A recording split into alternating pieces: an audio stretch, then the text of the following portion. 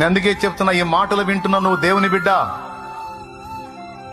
నీకు చెప్తున్నా, నీతోనే మాట్లాడుతున్నాడు దేవుడు. నిన్ను కోల్పోయిన వాళ్ళు దరిద్రులు, నీలాంటి మంచి వ్యక్తి ఆదరణ కోల్పోయిన వాళ్ళు దరిద్రులు, శాపగ్రస్తులు. వాళ్ళు ఏడవాలి గాని నువ్వు ఏడవకూడదు. సస్తేగిస్తే వాళ్ళ కర్మకు వాళ్ళు చావాలి గాని నువ్వు చావకూడదు. ఇంకా చెప్పాలంటే వాళ్ళ బ్రతుకులు కూడా మార్పు చెంది వాళ్ళు తమ బ్రతుకును దిద్దుకున్నట్లు ఒక అవకాశం ఇవ్వమని వాళ్ళ కోసం నువ్వు ప్రార్థన చేయాలి. లేకపోతే వాళ్ళు శపించబడి శాపానికి అప్పగించబడి దారుణమైన పరిస్థితులకు వెళ్ళిపోతారు. నీ కళ్ళారా నువ్వు చూస్తుండగానే వాళ్ళ బతుకులు చిన్న భిన్నం అవుతాయి. అది నువ్వు కళ్ళారా చూస్తావు. ఎందుకంటే పాపం ఎప్పుడు కూడా మంచి రిజల్ట్ ఇవ్వదు. వంచన ఎప్పుడు, మోసం ఎప్పుడు కూడా మంచి ఫలితాలు ఇవ్వదు. పాపము ఎప్పుడు ఇచ్చినా దుష్ఫలితాలను ఇచ్చిద్ది.